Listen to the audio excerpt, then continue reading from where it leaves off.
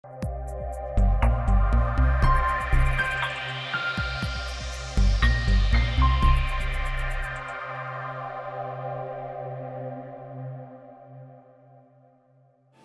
bien, vamos entonces a la palabra del Señor.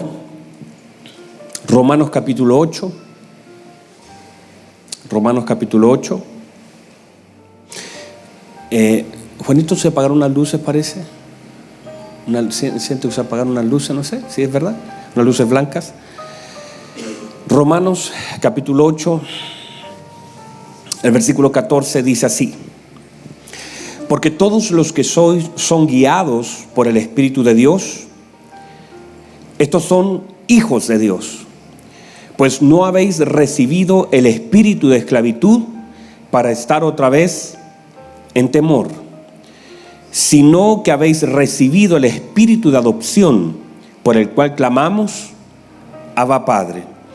El Espíritu mismo da testimonio a nuestro espíritu de que somos hijos de Dios. Y si hijos, también herederos, herederos de Dios y coherederos con Cristo, si es que padecemos juntamente con Él, para que juntamente con Él seamos glorificados. Pues tengo por cierto que las aflicciones, se está acoplando un poquito, dice, pues tengo por cierto que las aflicciones del tiempo presente no son comparables con la gloria venidera que en nosotros ha de manifestarse. Porque el anhelo ardiente de la creación es el aguardar la manifestación de los hijos de Dios. Mire qué interesante cómo termina esta palabra, la importancia de los hijos de Dios y qué importante es la manifestación de los hijos de Dios. Tome asiento, por favor.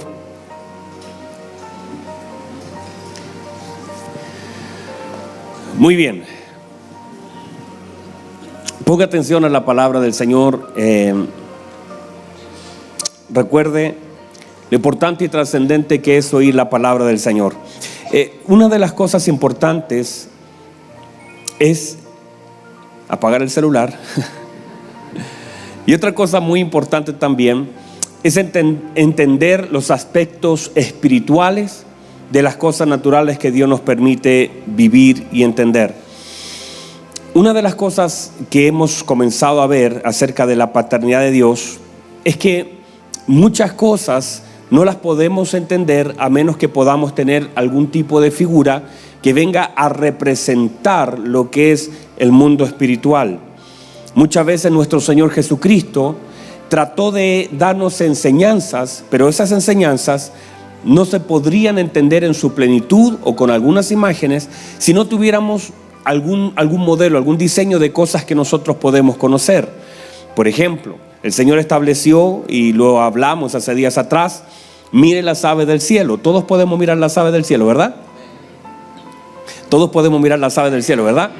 Y al mirar las aves del cielo, entonces detrás de lo que Él nos dice que hagamos hay una enseñanza. O sea, lo que el Señor está haciendo por medio de lo que Él nos expresa es que tengamos la capacidad de ver lo que Él nos está señalando, porque detrás de lo que Él nos señala hay una verdad más profunda. Por ejemplo, note por favor lo siguiente. Note que el Señor establece ciertas cosas y ciertas verdades profundas por medio de cosas que Él nos permite ver, nos permite ir. Cuando Él lleva, por ejemplo, a los discípulos al monte de la transfiguración, no los lleva a pasear. No lo lleva porque lo necesitaba, de hecho. No lo lleva porque había una necesidad de Él de no sentirse solo, sino que los lleva para que a través de lo que ellos ven puedan entender algo mucho más profundo que le ha de servir y que necesita que eso profundo sea transferido a otros. Por eso el Señor, cuando les habla, le dicen ir por todo el mundo enseñándole que guarden todas las cosas que yo os he mandado. Entender la importancia de los lugares donde el Señor me permite ir. Y cuando usted se siente y se sabe, diga conmigo, me sé. Usted se sabe que es una persona intencional de Dios y que está en las manos de Dios y que en el trabajo donde está es parte del plan de Dios y donde estudia es parte del plan de Dios, donde vive es parte del plan de Dios, donde está hoy día es parte del plan de Dios. Y cuando usted se sabe que Dios en una forma intencional le ha traído, por ejemplo, a Chile, lo conecta con una palabra, tiene un trabajo, no sé si es lo que usted quiere o no, pero es lo que Dios le permite tener en este tiempo, lo que usted vive. Y todo lugar donde el Señor nos lleva también para que de alguna manera nosotros seamos capacitados, edificados, entrenados y usados por Él para algo. Pero entender que el Señor no lleva a la gente a pasear a lugares, no lleva al profeta Ezequías a un valle de huesos secos para ir a conocer ese lugar porque lo quería de turista. Lo lleva porque hay una intención detrás del Señor de todo lo que Él hace o nos permite vivir. Entonces, todo el lugar donde yo puedo estar hoy es un lugar donde debo aprender ciertas lecciones que Dios está queriendo enseñarme. Dígame amén a eso. O sea, estoy en un lugar, vivo lo que vivo, con la intención de poder aprender. Muchas de las cosas, sí, sin lugar a duda, tienen que ver con la consecuencia de las cosas que hemos hecho mal, pero aún así estoy en un lugar donde no quiero estar, donde estoy pagando la consecuencia de donde no quiero estar. Aún así puedo aprender algo y con eso que estoy aprendiendo puedo edificar mi vida. Por ejemplo, alguien puede estar pagando la consecuencia de una mala decisión económica. Alguien podría estar pagando la mala decisión de una muy mala alimentación. Alguien podría estar pagando la consecuencia de una muy mala paternidad.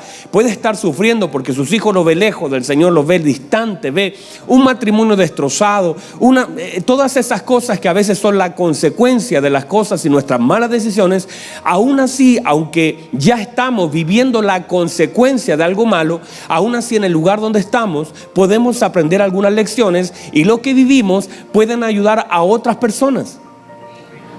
O sea, lo que estamos viviendo hoy día y lo que estamos con luces así, ¿eh? Eso es para que no se distraiga. El hecho de que lo que vivimos aún así sea consecuencia de algo malo o sea parte del propósito de Dios en algo bueno, aún así de eso debemos aprender ciertas lecciones. O sea, los discípulos aprendieron lecciones. Pedro aprendió lección en la tormenta, Pedro aprendió una lección caminando sobre el agua y aún Pedro aprendió una lección hundiendo. O sea, todas las cosas que nosotros vivimos cuando estamos en Cristo tienen una capacidad enorme de enseñarnos. Ahora, no es solamente que Dios nos quiere enseñar, es que nosotros también tengamos un corazón para aprender, porque hay mucha gente que no aprende nada de las cosas que vive. Ayúdeme con un codacito al que está al lado, dígale: hermano, le están hablando. Porque hay personas que viven cosas hermosas y no las disfrutan, no aprenden nada de eso, y las cosas malas tampoco parece que le enseñan, porque vuelven a vivir las mismas cosas. Y cuando yo vuelvo repetidamente al mismo lugar es que algo no aprendí, ¿verdad? Entonces el Señor dice: miren las aves del cielo, consideren, dice el Señor, los lirios del campo. El reino es semejante a una semilla de mostaza. Mire, todas estas palabras que el Señor nos comienza a enseñar por medio de cosas que nosotros conocemos, entonces tienen la idea de poder acercar una verdad a cosas que para nosotros son comunes. O sea, son cosas que nosotros habitualmente, quizás usted no conoce la semilla de mostaza tal vez, pero y tampoco pueda conocer el lirio del campo, pero detrás de lo que el Señor dice hay una verdad que intenta a través de ese principio acercarlo a cosas que nosotros conocemos. Mire lo que dice el Señor. Hay cientos de ejemplos, pero quiero llegar a un punto con esto. El Señor dice: ustedes son luz del mundo y son sal de la tierra. Ahí podemos entender más claro. Tal vez usted no conozca un lirio, pero usted conoce la luz. Quizá usted no conozca la semilla de mostaza, pero usted conoce la sal, ¿verdad?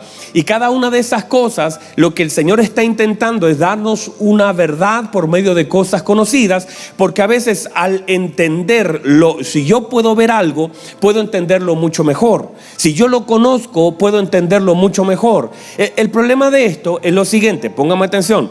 Hay algunas cosas que, aunque las entendemos, pueden perder una fuerza por los tiempos, porque los tiempos a veces nos hacen perder el sentido de las cosas. Por ejemplo, lo que es la sal. Cuando el Señor dice: ustedes son la sal de la tierra. Y para usted sal, salero. Para usted sal, un condimento. La pregunta es: ¿a qué tipo de sal? ¿Por qué el Señor lo dice hace 2000 años y lo que pasaba hace 2000 años con la sal es diferente a lo que está pasando hoy día con la sal? Hay gente que dice: no, es que la sal es mala. ¿verdad? Y usted sabe lo que produce la sal.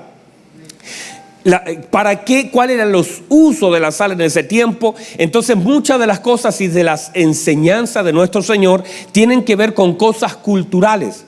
Y esa idea, hay un hombre, un predicador muy hermoso que se llama John Stott y que escribió un libro que se llama Un puente entre dos mundos. Entonces él dice la importancia de tener un pie en el lado histórico, en el tiempo bíblico, y también un pie en el lado actual para poder entender esa verdad que puede trascender desde cuándo se dijo hasta lo que nosotros podemos vivir y entender la importancia de sacar el principio de la palabra. Porque cuando nosotros, por ejemplo, hoy día hablamos de sal o hablamos lo que el Señor estableció, vosotros sois la luz del mundo. Y cuando usted dice luz, usted la asocia a electricidad inmediatamente, por una cosa natural, porque es lo que nosotros vivimos hoy. Pero en el tiempo antiguo, luz no era electricidad. Estoy dando la historia de una clase de historia, porque como la van a sacar del currículum, hay que aprovechar ahora, ¿cierto? Que la quieren sacar. Entonces, en ese tiempo, lo que era la luz, ¿cuál era la importancia y la trascendencia de la luz? Si dice que somos la luz, entonces usted lo asocia inmediatamente a ciertas cosas. Por ejemplo, eso estamos haciéndolo gráfico para que puedan notar y que les quede mucho más claro todo el tema de la luz. Eso está todo programado aquí con la luz. Entonces, cuando nosotros hablamos de luz, entendemos una cosa. El Señor habla de luz y puede ser una cosa completamente diferente, aunque el principio pueda ser el mismo. Pero nuestra mente, luz tiene que ver con electricidad, muchas cosas, pero en el tiempo del Señor, luz tenía que ver con todo. Es que el no tener luz, el que una casa, mire, una casa en Israel que no tenía luz, no tenía una lámpara, no tenía aceite, porque esto era aceite, el aceite proporcionaba luz. Luz tenía que ver con, mire, cuando en una casa no había luz, cuando no había una lámpara prendida en una casa, desde las 6 de la tarde en adelante, se hablaba de pobreza, se hablaba de miseria, se hablaba de maldición, se hablaba de cosas que para hoy día nosotros nos corta la luz y no significa mucho. No estamos acostumbrados a ese lenguaje. Entonces, ¿cuáles son las verdades que operan en esta palabra acerca de la luz? Cuando la Biblia habla, tus hijos son como plantas de olivo, nosotros pensamos que tienen que ver con aceituna y decimos, bueno, a mí me gusta, no me gusta la aceituna, y no tiene nada que ver con eso. Tiene que ver con verdades más profundas, que tiene que ver con el aceite, tiene que ver con la unción. Tus hijos serán como plantas de olivo. Tiene que ver con el depósito de Cristo en la vida de la próxima generación. Y tiene que ver con el aceite. Tiene que ver con la provisión, tiene que ver con la sanidad, tiene que ver con el combustible, tiene que ver con cosas que en ese tiempo eran muy valoradas. Pero si nosotros nos quedamos con eso a medias y no entendemos lo que se quería decir, muchas veces no vamos a entender el sentido, la importancia y la trascendencia de las cosas que el Señor decía para nosotros. Entonces, muchas de las cosas que el Señor quiso enseñarnos lo hizo gráfico. Y lo hizo gráfico para poder entender, mirando esas cosas, mirando esa perspectiva, todo lo que es el Señor diseñó y nos quiso enseñar. También, aunque nosotros hemos entendido, están acá todavía, ¿verdad? Aunque nosotros hemos entendido que lo espiritual gobierna por sobre lo natural y que las cosas que se ven fueron creadas desde las que no se veían. Eso dice la Escritura. Por lo tanto, hay un gobierno desde lo que no se ve hacia lo que se ve. Pero nosotros, para poder entender las cosas que no se ven, tenemos que pasar muchas veces por cosas que sí se ven.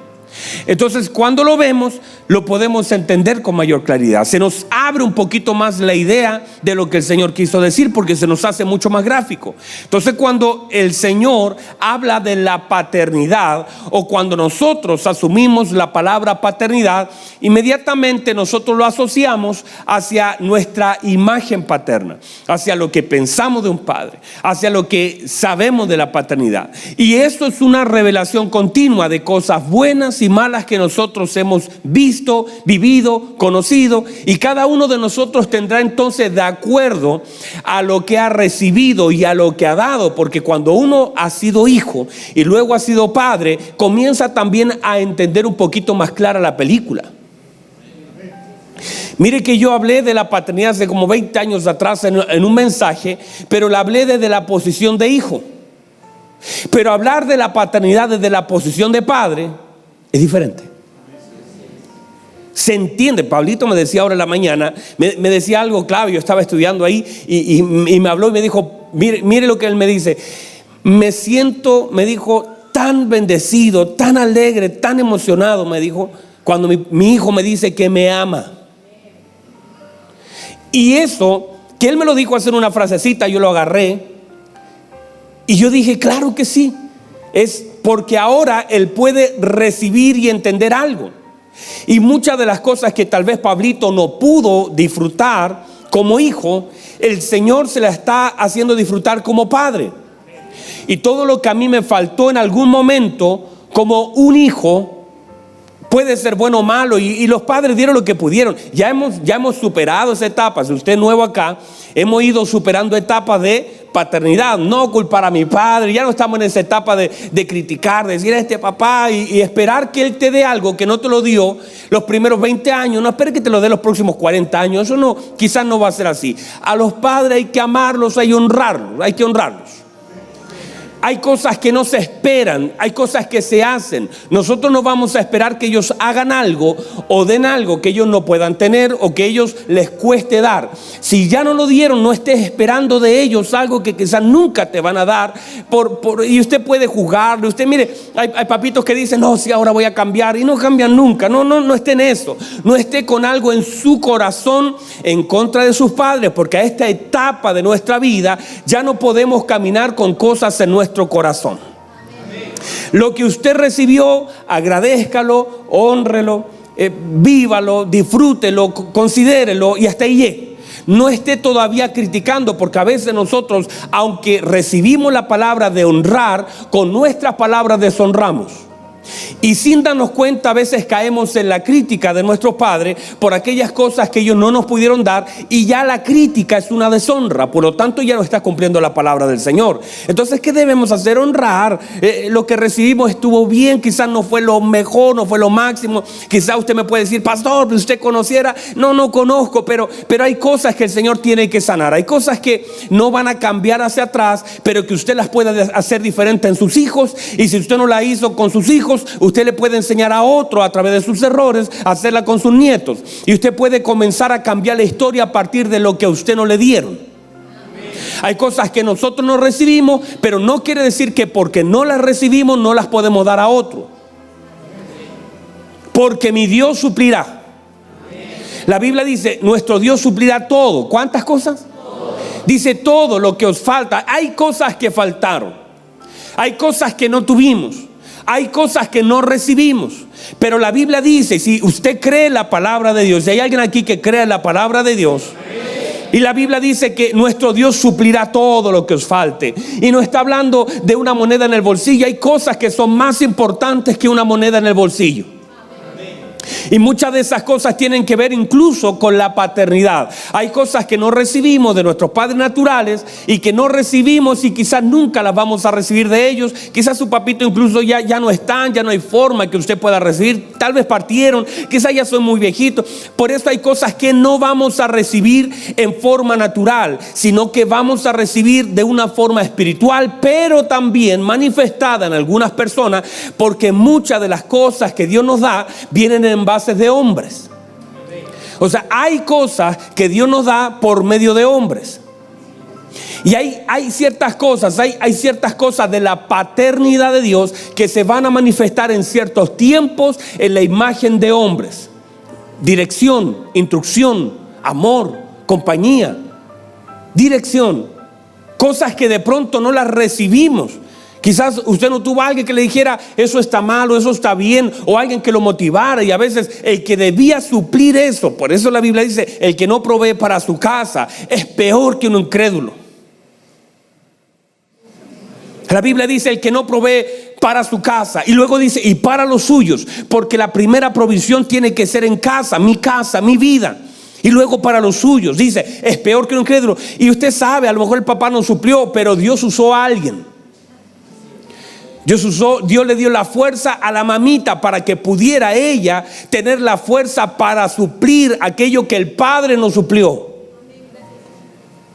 Dios le dio la capacidad a un abuelo, y Dios, a través de ciertas imágenes por periodo de tiempo, no es el modelo, no es lo correcto, no debiese ser así, pero así fue.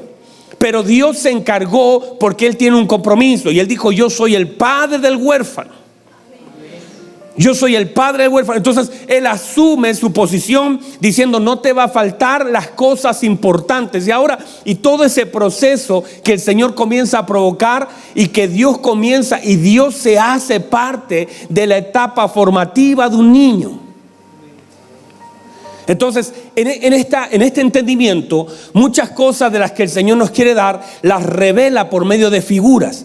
Y por eso debemos estar con los ojos abiertos, mirando cómo es el proceder del Padre en las cosas que Él nos permite ver, en las cosas que Él nos permite acceder, en las cosas que Él nos permite oír. Porque muchas de las cosas naturales son un reflejo. Ahora, si usted tuvo un buen padre y usted pudo ver, tener la bendición de tener papá y mamá en casa, que es un modelo del Señor, es una tremenda bendición. Usted tiene que con mayor fuerza honrar al Señor, agradecer al Señor, bendecir al Señor, glorificar al Señor, agradecer al Señor, y todo lo que usted pueda hacer. Ahora, eso tiene que transferirlo ahora como un capital de conocimiento que está grabado aquí, ahora a una imagen, con todos los defectos que eso pueda tener. Entendemos que todo lo que es en la Escritura, la vida, por ejemplo, sacerdotal, la vida ministerial, todo es una figura de cosas eternas.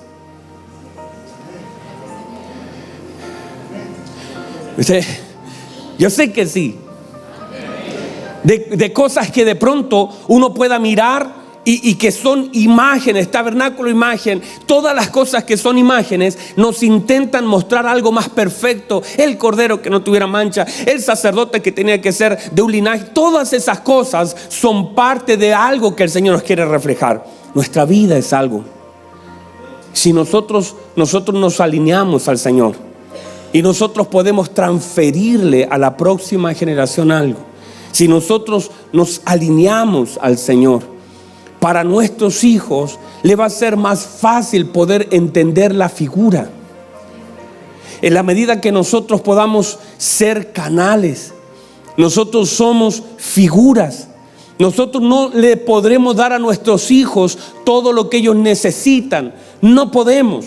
No, es imposible. Nadie puede. No, aunque nos esforcemos, le podremos dar todo el amor, todo, pero no podemos. Pero si los conectamos correctamente con la fuente correcta, y si hacemos un esfuerzo por poder honrar al Señor por medio de nuestra vida, y entendemos la importancia que tiene el esfuerzo en las cosas que hago, eso va a ser mucho más sencillo para ellos poder entender. Entonces, ¿están aquí todavía? Entonces, establecimos que muchas de las respuestas de Dios vienen en personas, y entender eso es clave. Como lo que el Señor a veces quiere decirme, mostrarme, manifestar a mi vida, a veces lo hace también por medio de personas. Hemos establecido también que una de las cosas importantes, y es parte de lo que vamos a comenzar a ver ahora en adelante, es importante aprender a oír, entender, captar, discernir la voz de Dios. Porque el Padre tiene una voz. El Padre tiene una voz manifestada en diferentes sonidos. No es solamente una forma, usted lo va a ver, y por eso los invito que a través de la Escritura podamos ver cómo el Señor a sus profetas, a los apóstoles, a sus hombres, a los patriarcas, les habló en diferentes formas y diferentes maneras, y entender que todo eso apuntaba a la voz de Dios, pero que cada uno tenía una forma diferente de oír lo que el Señor estaba hablando a cada uno de ellos. Y cada uno de nosotros ahora entendemos también por la palabra en Hebreos que el Señor habló en otro tiempo a nuestros padres por muchos hombres, muchos profetas de muchas maneras, pero que ahora nos habla, dice la Escritura claramente. ¿Cómo nos habla el Señor? Y el Señor en un momento termina con las parábolas y le dice: ya no les voy a hablar por parábolas, a ustedes les voy a hablar claramente. Las parábolas son una forma en cómo el Señor transmitió verdades, pero hay cosas hoy bajo la unción del Espíritu Santo. Tenemos la oportunidad de comprender cosas que la gente que oía no podía entender. Hay gente que escuchó una parábola que nunca pudo entender de qué se trataba, y el Señor incluso tenía que explicar la parábola, porque el Señor mismo le dijo a sus discípulos: hay muchas cosas que hoy debiese yo decirle a ustedes, pero no las pueden sobrellevar, no tienen la capacidad de resistir la palabra que tengo que decirles, no tienen fuerza para soportar esa palabra, pero cuando venga el Espíritu de verdad, Él os guiará a toda verdad y a toda justicia. Entender que necesitamos la obra del Espíritu Santo sobre nuestra vida para poder comprender lo que el Padre está hablando. Aún así, pareciera claro, no se puede oír la voz de Dios sin tener la obra del Espíritu Santo en el corazón del hombre. Y desde allí se desprende el hecho de que una mente natural no puede comprender cosas espirituales. Y aunque usted se la explique, por eso no estamos peleando. Mírenme por favor, yo no estoy peleando ni nunca voy a pelear con una mente natural. La gente comienza equivocadamente a exponer cosas espirituales en un mundo natural que no son comprensibles, son locuras. ¿Cómo voy a pelear con un cartel, con una persona que no tiene a Cristo en su corazón? La Biblia no fue escrita para el mundo, la Biblia fue inspirada para la iglesia. Y es una inspiración de Dios, pero hay gente que está tratando de ocupar la Biblia para tratar de cambiar conductas de hombres que no tienen el Espíritu Santo ni la capacidad de resistir ni siquiera lo menor. Cuánto más va a ser difícil tratar de que cambie lo mayor. Por eso no podemos ir con argumentos, hablarle a una mente natural con la palabra de Dios, porque para ellos es locura. No van a entender, no van a comprender. Solamente la Biblia fue diseñada para conducirnos a Cristo, pero bajo el Espíritu de Cristo. Entonces yo no voy a ir con la Biblia a un programa de televisión a tratar de luchar con gente que no conoce a Cristo. No tiene ningún sentido. Y por eso usted tampoco ande peleando con la gente. A la gente hay que amarla. ¿Sabe lo que hizo Dios con el mundo?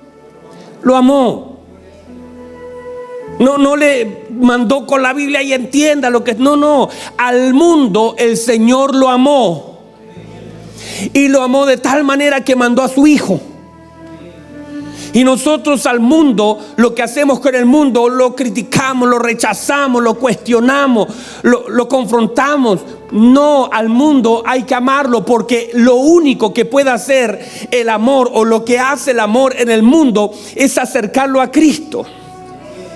Es revelar el amor del Padre. De hecho, ninguno de nosotros llegó al Evangelio, ninguno de nosotros llegó a Cristo sin haber sido primero amado. Nadie llega a Cristo por la violencia. No se llega a Cristo por la crítica.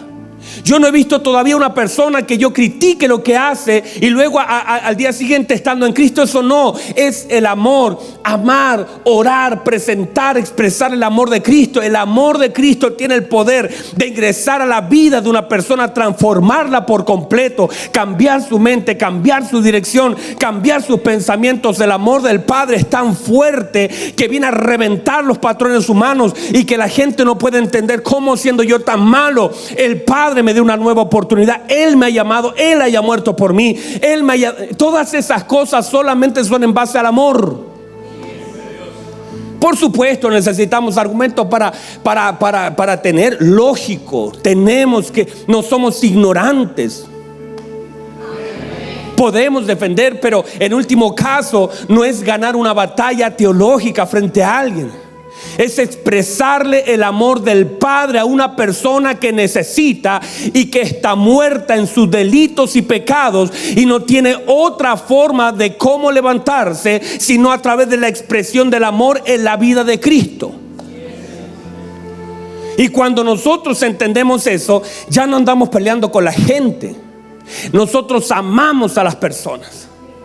Nosotros tenemos el Espíritu de Cristo en nosotros para amar, para recibir al que se ha caído, para levantar al que está débil. Estamos operando en el Espíritu de Cristo, que lo mismo, la misma misericordia que me alcanzó a mí, puede alcanzar a otro. La misma unción que me levantó a mí desde mi chiquero, desde mi pudrición, desde mi muerte, desde mi tumba, el Señor me sacó y me levantó, y ahora esa misma misericordia que fue aplicada a mi vida, yo la aplico a otro con amor. Dígame amén a eso, por favor. Entonces, qué importante es aprender entonces a oír la voz del Señor y entender que todo lo que el Señor ha hecho, nos ha dicho, tiene que ver con la congregación, con su iglesia, a fin de presentar, a fin de que el hombre de Dios, la palabra, lo hablamos, es inspirada por Dios, es útil para instruir, para redarguir, para edificar, para corregir. Dice que a fin de que el hombre de Dios, porque la orientación de la palabra es el hombre de Dios. Mire lo que dice Daniel, y lo dijimos hace días atrás. 11:32 dice que el pueblo que conoce a su Dios, el pueblo que ¿qué? Ayúdenme, el pueblo que ¿qué? Dice que se esforzará y actuará. O sea, mi esfuerzo habla de mi conocimiento, de cuánto yo conozco a nuestro Dios. Mi esfuerzo, mis actos, lo que yo hago determina cuánto yo conozco al Señor. ¿Cuál conocimiento? No es un conocimiento solamente a nivel de mente, sino un conocimiento espiritual que trasciende lo que es la lógica. Entonces, mire por favor, es un alto riesgo el no conocer a Dios, porque primero no podemos amar lo que no conocemos. No, yo amo. De hecho, delante cantaban una canción que hablaba acerca del amor. ¿Cómo era la canción que estaban cantando? Que te amamos, Dios, amamos tu presencia, Dios. Y el problema es que son hermosas esas canciones. De verdad que arriba yo estaba cantando, tarareándola ahí, pero el problema es que son canciones inspiradas por el Espíritu Santo a hombres, pero a veces nosotros nos volvemos el eco de gente que fue inspirada, pero que nosotros no significa nada eso. Amamos tu presencia, Dios. ¿Está bien cantarlo? Claro que sí, pero es mejor vivirlo. No tiene sentido cantar algo y que salga de mi boca repitiendo una buena música al sonido, y eso está bien porque es parte de una adoración, pero en realidad no tiene sentido si no amo esa presencia. Es más, hace muchos años entendí que el lugar donde más se miente es cuando se canta. Donde más mentimos es cuando cantamos, diciendo cosas que no vivimos, expresando cosas que no sentimos, diciendo cosas que no hacemos, solo porque es parte de una repetición. ¿Está mal, pastor, cantar? No, está bien, hay que adorar al Señor. La alabanza estará de continuo en mi boca. Eso está bien. Lo malo está en decir algo que no se vive, en hablar y cantar y ser solamente la repetición de algo que suena bien, pero eso solamente suena congregacionalmente. Eso suena bien para el Facebook, eso suena bien en las pantallas, eso suena bien al que canta, que la iglesia esté cantando, pero de pronto eso a los oídos de Dios no llega, porque Dios mismo mira hacia abajo y dice: me gustaría que amara mi presencia. De verdad que me gustaría. De verdad que el Señor anhela que amemos su presencia.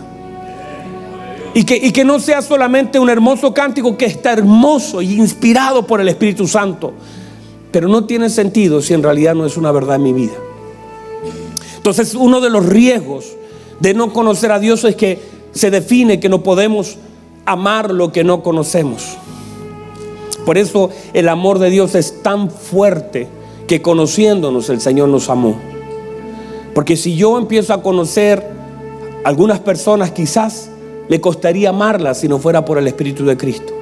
Nos costaría, porque en la medida que vamos conociendo, a veces el conocimiento te resta amor, no te suma amor.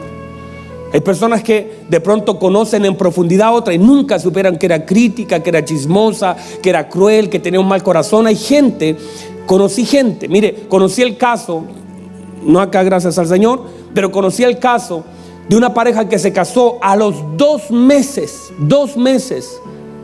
estaban separándose.